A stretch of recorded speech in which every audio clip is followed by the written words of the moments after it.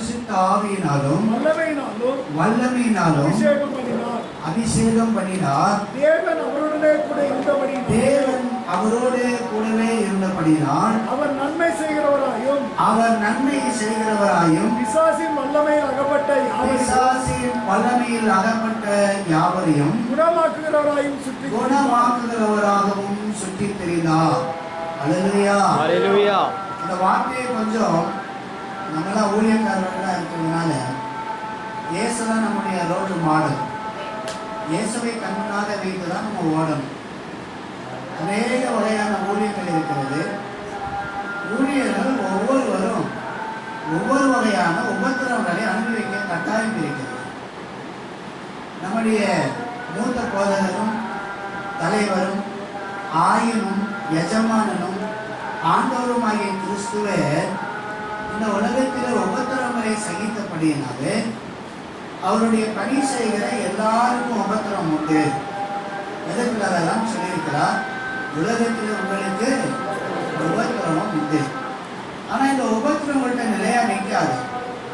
நான் ஜெயித்தேன், நீங்களும் ஜெயிப்பீர்கள். அதை ஜெயிப்பதற்கு தான் பரிசுத்த ஆவியானவருடைய பரிபூரண வல்லமை ஒவ்வொரு தேவ மனுஷனையும் ஆட்கொள்ள வேண்டும். ஆவியானவருடைய ஆலோசனை இல்லாமல், ஆவியானவருடைய வழிநடத்துதல் இல்லாமல், ஆவியானவருடைய கிருபை ஒரு மேல் இல்லாமல் அவர்கள் ஊழியம் செய்யக்கூடாது. ஊழியத்தை செய்ய முடியாது. நம்ம ஒவ்வொரு நாளும் ஆண்டவருடைய ஆவியானவர் நம்மை நடக்கும்படி நம்ம அபிஷேகத்தை தினந்தோறும் அனுபவித்துக் கொண்டிருந்தாலும் ஊழியர்களுக்கு புறப்படும் முன்பாக அல்லது நம்முடைய ஜெப நேரங்களிலே ஆவியானவருடைய வழிநடத்துதலுக்காக காத்திருக்கிறோம். ஆவியானவர் நிறைந்து தரிசனத்தோடு நம்மை நடத்தும். நான் உன்னை எங்கு அனுப்புவேன், எப்படிப்பட்ட ஜனங்களை நீ பார்க்க போகிற, உன் வழியில் உனக்கு என்ன பாடுகள் இருக்கும், என்ன தொல்லைகள் இருக்கும், நீ அதை எப்படி மேற்கொள்ள வேண்டும் என்று ஆவியானவர் நமக்கு கற்றுத்தர வேண்டும். ஆக ஆவியானவருடைய பாடசாலையில் நாம் அமர்ந்திருக்கணும். அதுதான் தனி ஜெபம். தனிமையான வேலையில் வேதத்தை எடுத்து நமக்கு இருக்கிற எல்லா தொந்தரைகளையும் ஒதுக்கி ஓரம் கட்டிட்டு ஆண்டவரிடத்தில் போய் அமர்ந்திருக்கணும். அப்படி அமர்ந்திருக்கிற போது நசரேயனாகிய இயேசுவை பரிசுத்த ஆவியின் வல்லமையினாலே நிரப்பினது போல நம்மையும் அவர் நிரப்ப வல்லவராய் இருக்கிறார். ஆமென். அல்லேலூயா. அல்லேலூயா. நான் 1991 வாக்கில் ரட்சிப்புக்குள்ளாக கடந்து வந்தேன். ரட்சிப்பை குறித்தெல்லாம் அவ்வளோ நேர்மையானது தெரியாது. ஆனால் ஆவிக்குரிய கூட்டங்களில் பரிசுத்த அபிஷேகம் இதை குறித்து எல்லாம் ஓரளவுக்கு எனக்கு தெரியும். அன்றைக்கு நான் சின்ன பிள்ளை. அந்த சின்ன பிள்ளையாக இருக்கிற அந்த காலத்தில் ஆண்டவர் ஒரு திட்டம் வைத்திருந்தால் இந்த ஊழியனை அழைக்க வேண்டும் என்று சொல்லி. நான் படிப்பில் 0 தான். ஏன்னா எனக்கு வாத்தியார் போட்டதெல்லாம் 0 தான். அதனால் நான் படிப்பில் எப்போவுமே 0 தான். 7th வரைக்கும் நல்லா தான் படித்தேன். அதுக்கப்புறம் என்ன நடந்ததுன்னு தெரியாது. எனக்கு தெரியும் ஒரு சம்பவத்தை நான் பார்த்திருக்கிறேன். அது என்ன சம்பவம் என்று சொன்னால், நான் 3ஆம் வகுப்பு படிக்கும்போது டிக்டேஷன் படிக்க சொல்கிறாங்க. ஒரு அருட்சபதியாக நடத்திட்டு இருக்காங்க. இன்றைக்கெல்லாம் ப்ரீகேஜிலேயே பிள்ளைங்க ஏபார் ஆப்பிள்னு சொல்கிறாங்க. நாங்கள்லாம் படிக்கும்போது 3ஆம் கிளாஸில் தான் இங்கிலீஷில் ஏபிசிடியே ஆரம்பிப்பாங்க. அப்போ பிஏபி பாட்டுன்னு எழுத சொன்னாங்க. எழுத சொல்லும்போது எல்லாரும் எழுதிட்டு இருக்கும்போது என் பக்கத்தில் வந்த ஒருத்தர், உன்னை இங்கிலீஷில் எழுத சொல்ல, தமிழில் தான் எழுத சொன்னாங்க, பாட்டுன்னு தமிழில் எழுதுனாங்க. 10 மனப்பாட வசனம் கொடுப்பாங்க. அந்த பகுதி 10 தமிழ் எழுதி வச்சேன். நல்ல முட்டை கிடச்சிச்சு. மொத்தம் முட்டை காமிச்சாலும் ஆங்கில வகுப்பது சொல்லிக் கொடுத்துருந்தாங்க. முட்டை கிடச்சிது. முட்டை கிடச்சது அதை பற்றி எனக்கு ஒரு வருத்தம் இருந்தது. அந்த நாட்களில் அன்றைக்கே ஆவியானவர் நீ தூங்கினார் என்பது நான் ரட்சிக்கப்பட்ட பிற்பாடு அதை உணர்ந்து கொள்ள முடிந்தது. இந்த சம்பவத்தை உங்களோடு பகிர்ந்து கொள்வது என்ன அப்படின்னா, பல நேரங்களில் ஆவியானவர் நம்மை முன்குறிக்காமல் நாம் ஒரு ஊழியத்திற்கு வர முடியாது. ஆரோனை போல் அழைத்தவருடைய இந்த கனமான ஊழியத்தை ஒருவரும் செய்ய முடியாது. இது கனமான ஊழியம். கனமான ஊழியம்னா தனங்கிற ஒரு பொருளுக்கு பெருமை என்பது என்பது அர்த்தம். கனம்ங்கிற இன்னொரு பொருளுக்கு சுமை என்பது அர்த்தம். சுமக்கணும். மோசே அழுதான், நானே பெற்றேன் இவங்களெல்லாம், என்னுடைய தலைவர் இவங்கெல்லாம் சுமத்திருக்கிறியே, நான் இவங்களுக்காக அழணுமா அப்படின்னு மோசே புலம்புறார் தேவனுடைய சமூகத்தில் போய். இன்றைக்கு நீங்கள் நானும் ஜனங்களுக்காக, நம்மை அறியாத ஜனங்களுக்காக, நம்மை வெறுக்கிறவர்களுக்காக, நம்மை புறம்பே தள்ளுகிறவர்களுக்காக அழுவதற்காக அழைக்கப்பட்டிருக்கிறோம். தேவன் அவருடைய கரத்தின் படைப்பாக நம்மை ஏற்படுத்தி பரிசுத்த ஆவியின் வல்லமையினாலும் இரக்கத்தினாலும் நம்மை நிறைத்து ஊழியர்கள் என்று நம்மை ஏற்பாடு செய்திருக்கிறார். 3ஆம் வகுப்பிலே படிக்கிற போதே தொந்தரை செய்த சத்துரு அதோடு விடவில்லை. 10ஆம் வகுப்பு வருகிற போதே என் பின்னே இருந்தது. படிப்பை குறித்து அக்கறையே கிடையாது. பாட புத்தகத்தை வகுப்பில் போய் தரவனா அடுத்த நாள் வகுப்பில் போய் தான் திறப்பேன். அது மேலே ஒரு எண்ணமே கிடையாது. நான் எங்கு வாழ்கிறேன், ஏன் வாழ்கிறேன், எனக்கென்று என்ன இருக்கிறது, இதை குறித்தெல்லாம் என்னுடைய வாழ்க்கையில் பிளாங்காக இருந்தது. ஒரு வெறும் வெற்று பேப்பராக இருந்தது. அந்த 1991 ஆண்டில் பேரிரக்கமுள்ள ஆண்டவராக இயேசு கிறிஸ்து இவனை கூப்பிட்டு பார்த்தேன், இவன் திரும்புகிற மாதிரி தெரியல, எந்த ஊழியக்காரன் கிட்ட போகலை, அதனால் நானே போவேன்னு சொல்லி அவரே இறங்கி வந்தார். அவரே இறங்கி வந்தார். அவர் வருகிற போது உலகத்தை சார்ந்த ஒரு வாலிபர் பிள்ளை, பள்ளிக்கூட வாழ்க்கையெல்லாம் முடித்து விட்டது. என்னுடைய வாழ்க்கையை பயங்கரமான தரித்திரம் சூழ்ந்து கொண்டிருக்கிறது. கோபம் என் தலைக்கு மேலே இருக்கும். யாராச்சும் நான் டெய்லி சொல்லிட்டா போட சொல்லி தீப்பட்டு வரைய வந்துடும். அது ஏன் அப்படிப்பட்ட கோபம்லாம் எனக்கு தெரியாது. ரட்சிக்கப்பட்ட பின்பாக தான் என்னுடைய ரகசியமெல்லாம் தெரிஞ்சது. அப்படியெல்லாம் காரியம் நடந்து கொண்டிருந்த அந்த காலத்திலே என் அருமை ரட்சகர் என்னை தொட்டார். அவர் இடத்துல கேட்டார். அவர் உயரமான மனிதனாகவும் செம்மலை தாடி உடையவராகவும் மெலிந்தவராகவும் ஏழையான மனிதனாகவும் என்னிடத்திலே இறங்கி வந்தார். வந்திருக்கிற போது அவர் என்னை பார்த்து கேட்டார், நீ முதுகலை எவ்வளோ சுமக்கல அப்படின்னு சொல்லி கேட்டார். என்னுடைய வீட்டில் நான் 4வது பையன். என்னுடைய அம்மா என்னை எப்போவுமே கொத்தனாடின்னு வாங்க, இவனால் மண் சுமக்க முடியாது, இவன் நோஞ்சான், ரொம்ப பலவீனமான பையன், இவன் எப்படி தான் என்னுடைய வாழ்க்கையில் என்ன செய்ய போகிறானோ அப்படின்னு சொல்லி புலம்புவாங்க. அப்படி கலங்கிட்டு இருந்த அந்த நாட்களில் ஆண்டவர்கிட்ட நானும் அதான் சொன்னேன், என்னால் என்ன சுமக்க முடியும் அப்படின்னு சொல்லி கேட்கும்போது என்னால் ஒன்றும் சுமக்க முடியாது என்று சொன்னேன். அவர் சொன்னார், தன்னுடைய முதுகை காண்பித்து, இதோபா என்னால் நிறைய சுமக்க முடியும், நான் கூட இருப்பேன், பயப்படாது என்று சொல்லிவிட்டு போய்விட்டார். ஒரு வாரம் கழித்தது. நான் ஆண்டவரை பார்த்துட்டேன், எனக்கு எந்த குறைவும் இல்லை, நான் சந்தோஷமாக இருப்பேன் என்று சொல்லி ஊரெல்லாம் சுற்றி சொல்லி கொண்டு வந்து கொண்டிருந்தேன். ஒரு வாரத்திற்கு ஒன்றும் தெரியவில்லை. அடுத்த வாரம் அதே நாள் ஆண்டவர் இயேசு மீண்டும் திரும்ப இறங்கி வந்தார். இறங்கி வந்தபோது அவர் அப்பொழுது என்னுடைய ஆத்துமாவை தொட்டார். அவர் தொடுதலிலே 2 வகையான தொட்டலை நான் பார்த்தேன். முதலிலே என் சரீரத்தை தொட்டார். எதற்கு சரீரத்தை தொட்டார் என்று சொன்னால், சரீரத்திலே உலகத்தில் இருக்கிற மனுஷன் எவ்வளவோ அருவருப்புகளை வைத்திருப்பான், எவ்வளவு அசிங்கமானவனாக இருப்பான், எவ்வளவு கோரம் நிறைந்தவனாக இருப்பான். ஒரு மனிதனுடைய அழுக்கையெல்லாம் கழுவுவதற்கு அவனுடைய சரீரத்தை தொட்டார். அடுத்து என் ஆத்துமாவை தொட்டார். ஆத்துமாவை தொட்டவுடனேயே எனக்குள்ள முதலாவதாக வந்தது அழுகை. நான் ஏன் இப்படி இருக்கிறேன், நான் ஏன் இப்படி கட்டப்பட்டிருக்கிறேன், எனக்கு ஏன் இப்படிப்பட்ட பிரச்சனை, ஐயோ நான் பாவி, ஆண்டவரே உடைய பாவி முன்பாக நிற்க முடியாதவனாய் இருக்கிறேன், என்னுடைய ஆத்துமாவிலே அழுக்கு இருக்கிறது, நான் குறைவுள்ளவனாய் இருக்கிறேன். என் குறைவுகளுக்கு இதுவரைக்கும் பாட வாழ்க்கையிலே வகுப்பு அந்த ஸ்கூல் லைஃப்ல உண்டான பிரச்சனைக்கு, இந்த வாலிப நாட்களில் என் குடும்பத்தில் இருக்கிற தரித்திரத்திற்கு, நான் கட்டப்பட்டிருந்த சூழ்நிலைகளுடைய அர்த்தமெல்லாம் அப்பொழுது புரிந்தது. நான் கட்டப்பட்டிருக்கிறேன், ஒருவன் என்னை சிறைப்படுத்தி வைத்திருக்கிறான், ஒருவன் என்னை பிடித்து வதைத்து கொண்டிருக்கிறான். இந்த வார்த்தைகளை நாம் வாசிக்கும் போது நமக்கு ஒரு விஷயம் புரிகிறது. தேவன் நம்மை பயன்படுத்துவாரானால், நம்மை முன்குறித்திருப்பாரானால், அவருடைய கிருபை நம்மகிட்ட வரும் முன்னே பிசாசு வந்து விடுவான். அவருடைய கிருபை வந்து நம்மை நிரப்புவதற்கு முன்பாக நம்மை வதைக்கும்படி சாத்தான் முன்னாக வந்து விடுவான். அவன் முன்னாக வந்து நம்மை எங்கெல்லாம் சிறைப்பிடித்து வைக்க வேண்டுமோ அங்கெல்லாம் சிறைப்பிடித்து வைப்பான். அந்த சிறை இருப்பை மாற்றுவதற்குத்தான் நசரேயனாகிய இயேசு நிரப்பப்பட்டது போல இன்றைக்கு நீங்களும் நானும் நிரப்பப்பட வேண்டும். அல்லேலூயா, அல்லேலூயா. நிரப்பப்படுதல், பாத்திரம் நிரம்பி வழியணும். அந்த நாட்களிலிருந்து என்னுடைய வாழ்க்கை மாற ஆரம்பித்தது. வேதத்தின் மேல ஒரு தாகம் வந்தது. பைபிளை எடுத்து வாசிக்க ஆரம்பித்தேன். நான் இப்பொழுதும் ஒரு ஹோட்டலில் வேலை செய்து கொண்டிருக்கிறேன். அங்கே அந்த வேலை காலை 10 மணிலிருந்து இரவு 10 மணி வரைக்கும். அப்போ எப்படி நான் ஊழியம் பண்ணேன்னு கேட்குறீங்களா? அதான் தேவனுடைய வழி நடத்துறது. அந்த வேலையை விட்டு 24 மணி நேரம் ஊழியம் பண்ணவங்க எனக்கு வாஞ்சேன்.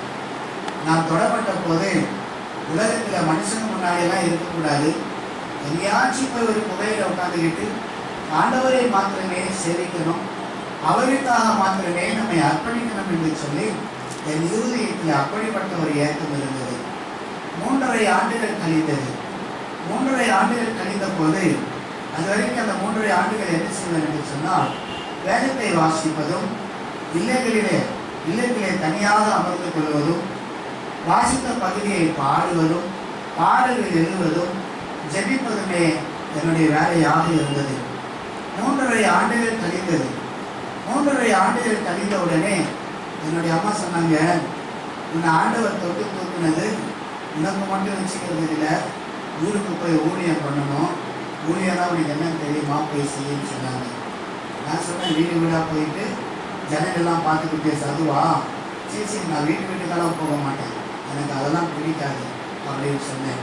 என்ன சொன்னாங்க, அப்பா உங்கள்கிட்ட பேசலாம் தானே, நீ போய் கேட்டுப்பாரு, ஆண்டவர் என்ன சொல்கிறாரோ நீ செஞ்சுக்கோ, எனக்கு வெளிப்பட்டதை நான் சொல்லிட்டேன் அப்படின்னு சொன்னாங்க. ஆண்டவர்கிட்ட போய் நான் கேட்டேன், என்னுடைய அம்மா இப்படி சொல்கிறாங்களே, நான் என்ன செய்யணும் ஆண்டவர் கேட்டேன். அவர் சொன்னார், நான் உன்னை அதற்காக தான் தேர்ந்தெடுத்தேன், நீ போய் என்னுடைய நாமத்தை சொல்லிவா, நீ எவ்வளோ பலவீனமாக இருந்த, உன்னுடைய வாழ்க்கை சூழ்நிலை எப்படி இருந்தது, உன்னை எங்கிருந்து எப்படி தூக்கினேன், உன்னை நான் எப்படி நடத்தப் போகிறேன், நீ எப்படி நடக்கவிருக்கிறாய் என்பதை இந்த உலகத்திற்கு நீ சொல்ல வேண்டும், உலகத்திற்கு உன்னை நான் அறிமுகப்படுத்த வேண்டும். ஆகவே நீ எழுப்பி போ என்று சொன்னால், ஆண்டவர் சில பாகங்களை குறிப்பிட்டார். அந்த பகுதிகளுக்கு தேவனே ஊழியத்தை ஆரம்பித்து கொடுத்தார். ஊழியங்கள் ஆரம்பித்தது. இன்றைக்கு 25 ஆண்டுகள் கர்த்தருடைய கரங்களை பிடித்து கொண்டு நான் நடந்து கொண்டிருக்கிறேன். அன்றைய நாட்களிலே ஏறக்குறைய 5000 ஜனங்கள் வந்து கூடினார்கள். அந்த 2005 வரைக்கும் பார்த்தீங்கன்னா வேறும் திரளான ஜனங்கள் எங்கெங்கிருந்து வருகிறார்கள், எப்படி வருகிறார்கள், யார் இவர்களுக்கு சொன்னார்கள், ஏன் என்று சொல்லலாம் எனக்கு தெரியாது. சின்ன சாதாரண மண்ணு வீடு தான். வீட்டை சின்ன அறையை இடித்தோம், பெரிய அறையாக்கினோம், வீட்டையே காலி செய்து நாங்கள் ஒதுங்கி இருந்தோம். இப்படி ஊழியங்கள் பெருகிக் கொண்டே வந்தது. ஊழியங்கள் பெருக பெருக பிரச்சனைகளும் பெருக ஆரம்பிக்கும். பிரச்சனைகள் மனிதர்களுக்குள்ளாக உள்ளே வர ஆரம்பிக்கும். அப்படி உள்ளே அற்புதமான காரியங்களை தேவன் செய்து கொண்டிருக்கிற போது நான் எனக்குள்ளே நெய்ட்டிவ் உள்ளவனாக இருந்தேன். யாராகியும் ஒரு ஊழியக்காரையை பார்த்து, அந்த ஊழியக்காருக்கு அப்படி நடந்துருச்சு, அவருக்கு இப்படி வியாதி வந்துருச்சு, இவருக்கு இப்படி தோல்வி ஆயிடுச்சுன்னு சொன்னால் உடனே நான் சொல்லுவேன், அவர் நடந்துக்கிற முறை சரியில்லை, அவருக்கு ஆணவம் அதனால தான் அப்படி ஆகிட்டாரு, அவருக்கு இப்படிப்பட்ட பிரச்சனை அப்படி இப்படின்னு சொல்லி அவரை எவ்வளோலாம் தரைக்குறைவாக பேச முடியுமோ அப்படி எல்லாம் பேசுகிற ஒரு ஊழியனாக சுற்றி தெரிந்தேன். ஒரு நீதி கதை ஒன்று சொல்லுவாங்க. இந்த கதையிலே இவ்வாறு சொல்லப்பட்டிருந்தது, ஒரு தோட்டத்திலே ஒரு மரம் ஒன்று இருந்ததாம். அந்த மரத்திலே ஒரு குருவி ஒன்று ஒரு கூடு கட்டியிருந்ததாம். தோட்டக்காரன் அந்த மரத்தை வெட்டுவதாக எண்ணத்தோடு இருந்தான். ஆக அந்த தோட்டக்காரன் என்ன பண்ணினா, ஒரு கோலை நீட்டி அந்த குருவி கூண்டை கலைத்து விட்டார். கலைத்து விட்ட உடனே அந்த குருவிக்கு கோபம் வந்துருச்சு. என்ன இது, இப்படி இவர் கிளம்பி விடுறாரே என்று சொல்லி திரும்பவும் கூடு கட்டினது. அந்த தோட்டத்து உரிமையாளர் திரும்பவும் தன் கோலை வைத்து அந்த கூட்டை கலைத்தார். குருவிக்கு மீண்டும் கோபம் வந்து கூட்டை கட்டினது. தோட்டக்காரர் குருவிக்கு புத்தி இல்லை என்பதை அறிந்து கொண்டார். அந்த புத்தி இல்லை. மரத்தை வெட்டி எடுக்க வேண்டிய நேரம் வந்தது. நேரம் வந்தவுடனேயே மரம் வெட்டப்பட்டது. அப்பொழுதுதான் குருவிக்கு தெரிந்தது, தோட்டக்காரர் நம்மை இடமாற்ற சொல்லுகிறார், வேறு இடத்துல போய் வாழ்க்கையை அமைத்துக் கொள் என்று சொல்லுகிறார். இதை நாம் புரிந்து கொள்ளாமல் இருந்திருக்கிறோமே என்று குருவி புரிந்து கொண்டதாம். சில வேளைகளிலே இந்த எஜமானராகிய இயேசு கிறிஸ்து நாம் கூட நன்றாக ஓடிக்கொண்டிருக்கிற போது சில போராட்டம் என்கிற கோலை நம்முடைய ஊழியர்களிலே அனுப்புவார். சில பிரச்சனைகள் என்கிற நிழல்களை நம் குடும்பங்களிலே அனுப்புவார். நம்முடைய வாழ்க்கையிலே போராட்டங்களை அவர் அனுமதிப்பார். எதற்கு? நாம் கெட்டு போவதற்கு அல்ல. மத்தேயு நற்செய்தியிலே 4ஆம் அதிகாரத்துக்கு நம்ம கடந்து போவோம். மத்தேயு நற்செய்தி 4ஆம் அதிகாரத்துக்கு நம்ம கடந்து போகிறோம். அங்கே ஆரம்பத்திலிருந்து சில வார்த்தைகளை வாசிங்க. அல்லேலூயா. கவனிக்கிறீங்களா அந்த பகுதியை? அப்பொழுது இயேசு பிசாசினால் சோதிக்கப்படுவதற்கு ஆவியானவரினாலேயே நடத்தப்பட்டார், வனாந்தரத்துக்கு கொண்டு போகப்பட்டார்.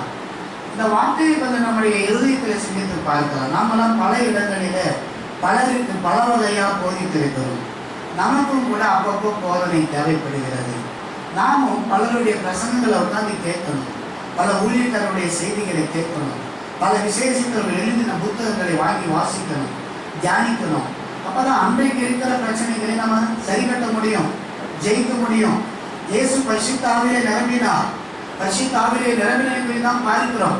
இன்னைக்கு யாருக்கு பிரச்சனை என்பதை பார்க்கிறோம். பரிசுத்த ஆவியானவருக்கு விரோதமாக இருக்கிறவர்களுடைய பிரச்சனை பார்க்கல, பரிசுத்த ஆவியினால் நடத்தப்படுகிறவர்களுக்கு இருக்கிற பிரச்சனையை பார்த்து கொண்டிருக்கிறோம். ஊழியக்காரர்களுக்குள்ளே இருக்கிற பிரச்சனைகளை பார்த்து கொண்டிருக்கிறோம். ஒரு ஊழியக்காரன் பரிசுத்த ஆவியினால் நடத்தப்படும் போது அவனை எப்படி பிசாசு சோதிக்கலாம்? ஏன்? ஆண்டவர் யாரையும் தீமைக்கு நேராய் சோதிக்கிறதில்லை. ஆவியானவர் பாலைவனத்திலே பிசாசினால் சோதிக்கப்படும்படி ஆண்டவராகிய இயேசு கிறிஸ்துவை நடத்துகிறதை நாம் பார்க்கிறோம். அவர் 40 நாள் பரிசுத்த ஆவியின் வல்லமையினாலும் பலத்தினாலும் உண்ணாமலும் குடியாமலும் இருந்தார். அப்போ அது வரைக்கும் அவர் என்ன சோதிக்கப்பட்டிருப்பாரு? அவருடைய ஜெபத்தில் என்னெல்லாம் அவருக்கு சோதனை வந்திருக்கும்? வேதத்தில் 3 சோதனை மட்டும்தான் குறிக்கப்படுகிறது. நாம் போய் தனியாக உட்கார்ந்த உடனேயே, ஊழியக்காரர்களாகிய நாம ஜெபிக்க உட்கார்ந்த உடனேயே நம்முடைய சிந்தனை என்கிற போர்க்களத்துல தான் பிரச்சனை ஆரம்பிக்கும். நீ தேவனை நோக்கி முகமுகமா அப்படி பார்க்க, அவருடைய முகத்தின் வெளி ஒளி உண்மையில பாய ஆரம்பிக்கிற போது உன்னுடைய செல்போன் ரிங் ஆகும், உன்னுடைய குழந்தைகள் அழும், யாராச்சும் அடிச்சுக்குவாங்க, முக்கியமான யாராவது தேடி வந்திருப்பாங்க. உடனே நாம தேவ சமூகத்துக்கு அவங்களுக்கு முக்கியத்துவம் கொடுத்துட்டு போவோம். பிசாசில் கொண்டாட்டம் ஆகும். போ திரும்ப அந்த பிரசனத்தை நான் பெற முடியாது. இதனுடைய சொந்த வாழ்க்கையை அனுபவித்திருக்கிறேன். ஒரு முறை இரவு நான் வீட்டுக்கு வருகிற போது 11 மணி ஆகும் தினந்தோறும். இன்றைய நாளும் கூட இந்த 3 நாள் கூட்டத்தை முடித்து அடுத்த நான் நாளை போன உடனேயே வேலைக்கு போயிடுவேன். வேலைக்கு போயிட்டா இரவு 11 மணிக்கு தான் வீட்டுக்கு போவோம். மாலையில் 2 மணி நேரம் எனக்கு ஓய்வு இருக்கும். அந்த ஓய்வு நேரங்களில் ஆங்காங்கே ஒரு ஏரியாவில் ஒரு வீட்டை ஒரு பிரயர் சென்டராக ஏற்படுத்தி அந்த வீடுகளிலேயே தான் நாங்கள் ஊழியம் செய்து கொண்டிருக்கிறோம். அப்படி ஊழியம் செய்கிற ஒரு வேலையிலே மாலை நேரத்திலே தேவ சமூகத்தில் போய் உட்கார்ந்திருக்கிற போது என் பிள்ளை வருவான், என் மகன் வருவான், அவனோடு பேச வேண்டும் என்று சொல்லி ஒரு ஊழியக்காரன் உட்கார்ந்து ஜெபிக்கிற இடத்துல அந்த ஜெப நேரத்தில் ஆண்டவரும் அவளோடு உட்கார்ந்திருப்பான். வீட்டுக்கு போகிறதுனா எனக்கு அவ்வளோ சந்தோஷமா இருக்கும். ஸ்கூல் டைமில் லீவுன்னு சொன்னால் எவ்வளோ சந்தோஷமோ அந்த மாதிரி ஒவ்வொரு இரவும் எனக்கு அவ்வளோ இனிப்பாக இருக்கும். ஏன்னு கேட்டிங்கன்னா அப்பா கூட போய் உட்கார்ந்து அது பொழுது வீர வரைக்குமா, நள்ளிரவு வரைக்குமா, விடிய மாலை வரைக்குமாலாம் தெரியாது. அவரோடு கூட எவ்வளவு சம்பாஷணை இருக்கிறதோ அவ்வளோ வரைக்கும். ஒரு நாள் தேவன் என்னை தழுவி கொண்டிருக்கிறார். அந்த தழுவுதல் எப்படி இருக்கிறது தெரியுமா? அவர் எப்படி பார்த்து கொண்டிருக்கிறது தெரியுமா? மகா பயங்கரமான சூரியன் தன் கதிர்கள் எல்லாம் தனக்குள் அடக்கிக் கொண்டு ஒரு பெரிய எரிகிற அக்னி ஜுவாலையான ஒரு நிலாவை போல தன் பக்கத்தில் வந்தால் அதனுடைய ஒளியின் கதிர்கள் எப்படி இருக்கும்? அதே போல என் அருகாமையிலே அவர் வந்து கொண்டிருக்கிறார். என் கண்களிலே பார்த்து கொண்டிருக்கிறேன். அந்த பிரசன்னம் என்னை நிரப்பிக் கொண்டிருக்கிறது. திடீரென்று டெலபோன் மணி ஒலிக்கிறது. பிரசனம் என் முகத்துக்கு பக்கத்திலே இருக்கிறது. அந்த பிரசனத்திலே பழகி இருக்க வேண்டியன்னா டெலபோன் மணி ஓசையில பழகிட்டபடியினாலும், பூமியிலே மனித சத்தத்தை கேட்டு பழகிவிட்டபடியினாலும், உடனே அவைகளுக்கு செவி கொடுக்க இருந்து ஓடுகிறவர்களாக இருக்கிற போது தேவன் பேச வேண்டிய சொல்ல வேண்டிய காரியங்களை நம்மிடத்திலே சொல்ல முடியாமலே போய்விடுகிறது. நானும் என் டெலபோன் மணி ஒழித்தவனை, இன்னைக்கு செல்போன், அன்னைக்கு லேண்ட்லைன், எழுந்து ஓடினேன். ஒன்றும் முக்கியமான விஷயம் இல்லை. உங்களுக்கு என்றைக்கு ஓய்வு நாள் அன்றைக்கு நாங்கள் உங்களை பார்க்க வருகிறோம் என்று தூரத்திலிருந்து பேசுகிற ஒரு நபருடைய சத்தம். எந்த சத்தம் முக்கியம்? தேவனுடைய சத்தமா, மனுஷனுடைய சத்தமா? எதற்கு முக்கியத்துவம் கொடுக்கிறோம் என்பதை அந்த வேலையை நான் அறிந்து கொள்ளாதிருந்தேன். மீண்டும் அந்த பிரசனத்தை நான் அனுபவிப்பதற்கு ஏறக்குறைய 6 மாதங்கள் செலவழிந்தது.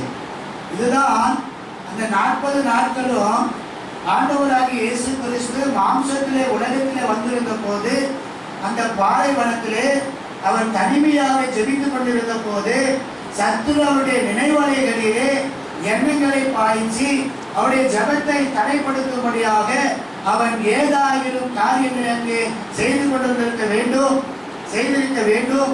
ஆகதான் அவர் 40 நாள் அளவாக உபவாசத்திலேயே தரித்திருக்க வேண்டிய கட்டாயம் இருந்தது. 40 நாளுக்கு பின்பாக அங்கு 3 காரியங்களை குறித்து நாம் பார்க்கிறோம். அது சரீர தேவைகளை குறித்ததாக இருக்கிறது. தேவனுடைய அன்பும் இரக்கமும் நிறைந்த பிள்ளைகள் ஒவ்வொரு வகையிலும் சோதிக்கப்பட வேண்டும். பிரச்சனைகளை நம்முடைய படுக்கையாக, உணவாக ஏற்றுக்கொள்ள, சகித்துக் கொள்ள கற்றுக்கொள்ள வேண்டும். இது ஆவியானவருடைய விருப்பம். அல்லேலூயா, அல்லேலூயா. என்ன சொல்லுங்களேன்? அல்லேலூயா. நீங்க ரொம்ப போர் அடிக்க வைக்கிறேனா? ஆமா, சில பேருக்கு போர் அடிக்கிற மாதிரி தான் இருக்கும். ஏன்னா சாட்சி குறித்து கேட்கணும் இல்லையா? வசனங்களை சொல்லி பார், நீ இதை செய்யாத, நீ அதை செய்யாத, நீ அப்படி பண்ணி, நீ இப்படி பண்ணி, ஊழியத்தில் எப்படி போ, அதை செய்யன்னு சொல்லும்போது கொஞ்சம் இன்பமாக தான் இருக்கும். என்னன்னா, ஒரு புத்தகத்தில் இப்படி எழுதிருந்தது, பேய் ஓட்டுவது எப்படி கற்றுக்கொள்ளுங்கள் சொல்லி. உடனே எனக்கு ஆர்வமாக இருந்தது. அந்த புத்தகத்தை வாங்கி வாசித்தேன், என்ன சொல்லியிருக்கிறாரு என்று சொல்லி பார்க்கலான்னு சொல்லிட்டேன். அந்த புத்தகத்தை வாங்கி பார்த்தேன். ஒரு வித்தியாசமான தந்திரமான காரியம் அதில் ஒன்றுமே எழுதலை.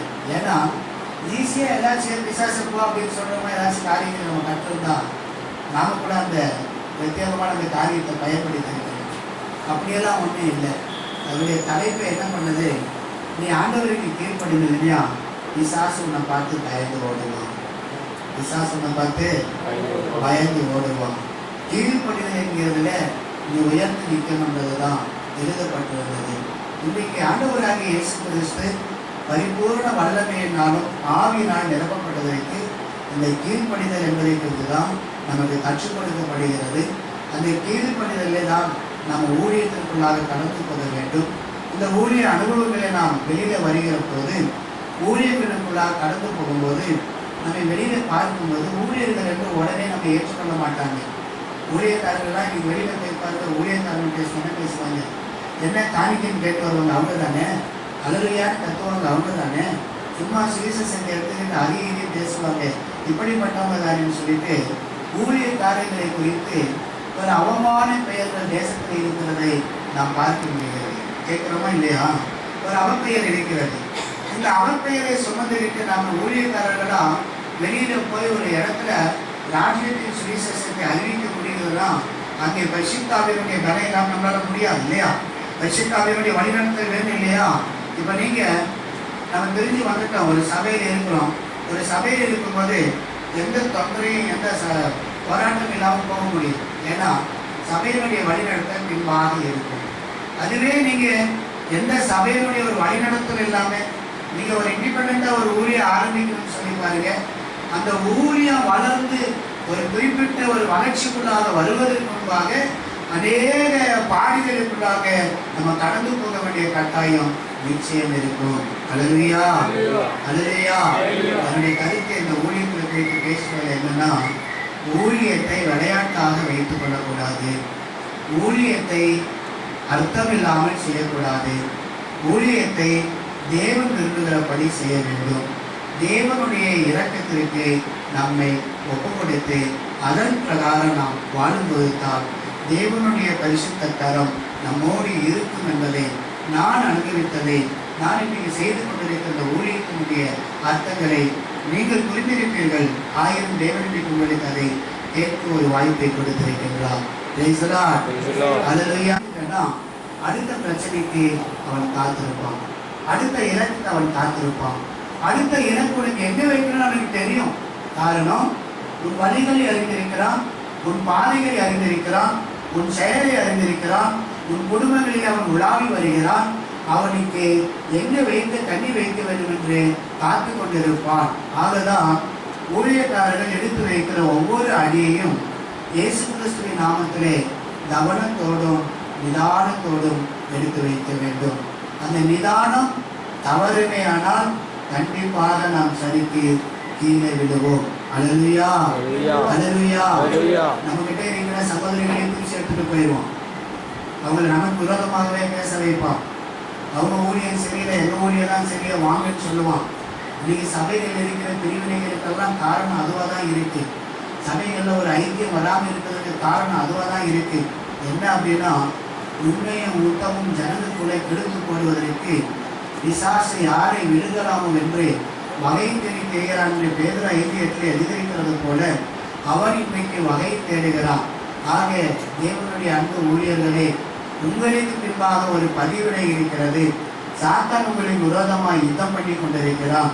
அது உங்கள் இறுதியை நினைவுகளில் தான் முதலாவதாக ஆரம்பிப்பான். ஆக உங்கள் நினைவுகளை பலப்படுத்துங்கள். பரிசுத்த ஆவியினால் நிரப்பப்படுவதற்கு எப்போதும் எந்த வேலையிலும் காத்திருங்கள். ஆண்டவருடைய அன்பும் இரக்கமும் நம்மை ஒவ்வொருவரையும் நிரப்பட்டும். நாம் தேவனுக்காக எழுந்து ஜெபிப்போம். இன்னும் ஆயிரமான அறுவடை காண தேவனுடைய கருத்திலே நாம் ஒப்பு கொடுப்போம். நான் இங்கே அமர்ந்திருக்கிற போது ஆண்டவர் இப்படி ஒரு தரிசனத்தை காண்பித்தார். வானம் திறந்தது, திரளான கூட்டம் ஆத்துமாக்களை இந்த சபை மேல் ஊற்றுகிறதை நான் பார்த்தேன். இப்பொழுது இருக்கிற இடமெல்லாம் நிரம்பி வழிகிறது பத்தாது. அதே போல 100 தலையாக பெருக வைக்கப் போகிறதாக கர்த்தர் விரும்பி கொண்டிருக்கிறார். அதுதான் அவர் ஏதோ புதிய பாதைகளே உங்களை நடத்தி கொண்டிருக்கிறார். இந்த நித்திய தேவனுடைய பரிசுத்த சமூகத்தை என்றைக்கும் கண்முன்னே வைத்துக் கொள்ளுங்கள். ஊழியம் என்று சொன்னாலே உபத்திரவம் தான், உபத்திரவம் என்று சொன்னாலே ஊழியம் தான். ஒரு ஆத்துமாவை பிசாசுடைய பிடியிலிருந்து வெளியே கொண்டு வர வேண்டியது ஒரு ஊழியக்காரனுடைய வேலை. ஊழியக்காரனை சாத்தான் தாக்காமல் இருக்க மாட்டான். ஆகவே தான் ஆண்டவர் நம்மை பார்த்து மேய்ப்பர்கள் என்று நம்மை அழைத்திருக்கிறார். அல்லேலூயா. அவருடைய மந்தையை மேய்க்க அழைத்திருக்கிறார். நான் ஆடு மேய்த்தவன், என் ஆடுகளை நான் மேய்த்திருக்கிறேன். இந்த ஆடுகளை மேய்க்கும் போது சில முட்புதர்களுக்குள்ள போய் சிக்கிக்கொள்ளும், ஒரு பாதாள குழியில போய் சிக்கிக்கொள்ளும். அப்பொழுதுதான் என்னுடைய ஆடுகளை தூக்குவதற்கு எந்த பாதாள நெருக்கத்தையும் எந்த முட்கள் குத்துவதையும் காணாமல் உடனே ஓடி சென்ற என்னுடைய ஆட்டுக்குட்டிகளை தூக்கி கொண்டு வருவேன். தூக்கி கொண்டு வருகிற போது என் சரீரங்களிலே அநேக முட்கள் இருக்கும், காயம் இருக்கும், வேதனைகள் இருக்கும். நாம் இந்த காயங்களோடு இந்த வேதனைகளோடு ஊழியத்துக்காக அனுபவித்த அவமானங்களோடு நெருக்கத்தோடு பரலோகத்துக்கு போனால் அந்த பரலோகம் நம்மை மகிழ்ச்சியோடு வரவேற்கும். ஊழியம் என்பது சுகமாக இடமல்ல, ஊழியம் என்பது சுகமாய் கிடக்கிற ஒரு ஸ்தானம் அல்ல. ஊழியக்காரன் சும்மா சாய்ந்திருக்கக்கூடாது. அவன் எந்த சூழ்நிலையிலும் கர்த்தருக்காகவே எழுப்பி ஏற்க வேண்டும் என்கிற ஒரு மனப்பாவனை இருதயத்தில் வைத்துக் கொள்வோம். இந்த நேரத்தை கொடுத்த தேவனுக்கு நான் நன்றி செலுத்தி இந்த செய்தி நான் முடிக்கிறேன். ஒரு பாடலை பாடி தேவனுடைய சமூகத்திலே என்னை தாழ்த்துகிறேன், என்னை வெறுமையாக்குகிறேன். எங்கள் ஊழியர்களுக்காகவும் எங்களுக்காகவும் வேண்டிக் கொள்ளுங்கள். இந்த சபையிலே ஒரு வாய்ப்பை கொடுத்த என் அருமை ரட்சகருக்கு நான் கோடாக்கூடி நன்றி சொல்லுகிறேன். போன ஆண்டு இந்த சென்னை பட்டணத்தில் நான் போய் கொண்டிருக்கிற போது ஆண்டவர் தரிசனத்தை எனக்கு கொடுத்தார். இந்த பிள்ளைகளோடு பேசிட்டு போனேன். ஆண்டவர் நம்ம எங்கே ஒரு சபையிலே கொண்டு போய் நிறுத்துகிறதை நான் பார்க்கிறேன் என்று சொல்லி இந்த ஆண்டு நேற்றுக்கு போகும்போது பிள்ளை சொல்லி கொண்டு வந்தால் நீங்கள் சொன்ன தீர்க்க தரிசனம் நிறைவேறி கொண்டிருக்கிறது என்று. ஆக தரிசனத்தை நிறைவேற்றுகிற தேவன் இன்றைக்கு இந்த தரிசனத்தை நிறைவேற்றிருக்கிறார். உங்களின் தரிசனம் உள்ளவர்களாக மாற்றுவாராக, உங்கள் ஆவியின் கண்களை திறந்து விடுவாராக. நீங்கள் தரிசனத்தோடு ஊழியங்களை செய்யும்படி தேவன் உங்களை நடத்த வேண்டும் என்று சொல்லி தேவனுடைய சமூகத்தில் என்னை தாழ்த்துவோம். உங்கள் ஊழியம் நான் ஏன் கலங்கணும், அழைத்தவர் நீங்கள் நடத்தி செய்வீர்கள் என்ற அந்த பாடலை நாம் பாடி ஜெபத்தோட்ட ஜெயவீரன் பாடல் விஷயத்திலே அந்த பாடல் இருக்கிறது. அதை பாடி நாம் நடந்து கொள்ளலாம்.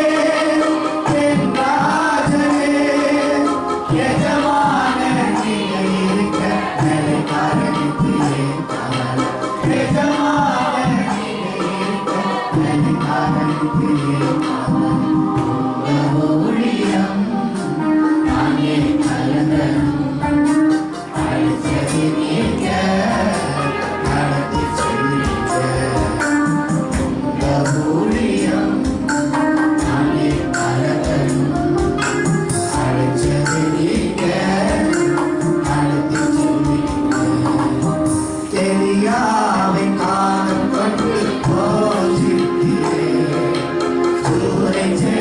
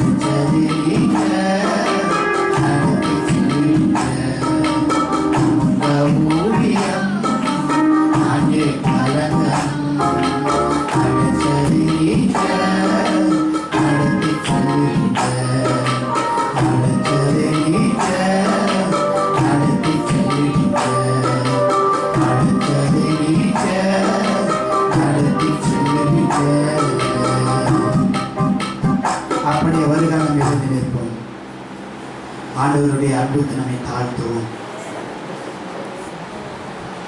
பெருமையாய் இருந்த பேதுருவை வல்லமையினால் நிரப்பி செல்வியான ஊழியம் செய்ய பரிசுத்த ஆவியின் வல்லமையை ஆற்றலையும் கொடுத்த ஆவியானவருடைய மகிமை இந்த ஆலயத்தில் இறங்குவதாக, நம்ம ஒவ்வொரு இடத்திலும் இறங்கி வருவதாக.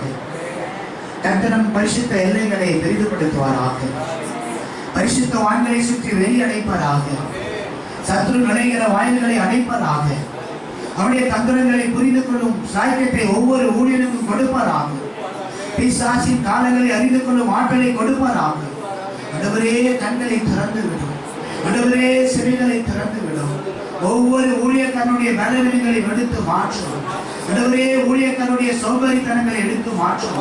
ஊழியக்காரனுடைய பல மணி நேர தூக்கங்களை எடுத்து மாற்றும். நித்திரையின் ஆவிகளை விட்டு நீங்குவதாக. தூக்க மயக்கங்களை விட்டு விலகுவதாக. சோம்பேறித்தனங்கள் வெளியேறுவதாக. உலகத்தின் ஆசாபாச எண்ணத்தின் கட்டுதல்களை விட்டு விலகுவதாக.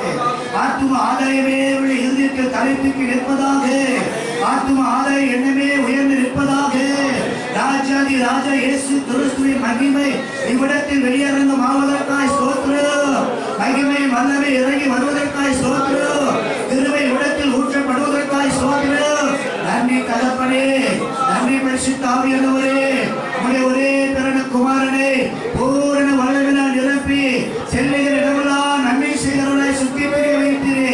பிசாசின் பிடிகளை விடுவிக்கும்படி அவரை நிரப்பினது போல நம்முடைய தாசராய் ஒன்று கூடியிருக்கிற இடத்திலே எங்கள் ஒவ்வொருவரையும் நிரப்புவீராக. எங்கள் ஒவ்வொருவரையும் மூடுவீராக. எங்கள் ஒவ்வொருவரையும் முத்திரையிடுவீராக. உடைய திருமகளின் ரத்தத்தினால் கழுவுவீராக. கரையாத கரைகள் மறைவதாக. கண்களின் அசுத்தங்கள் அறிவதாக.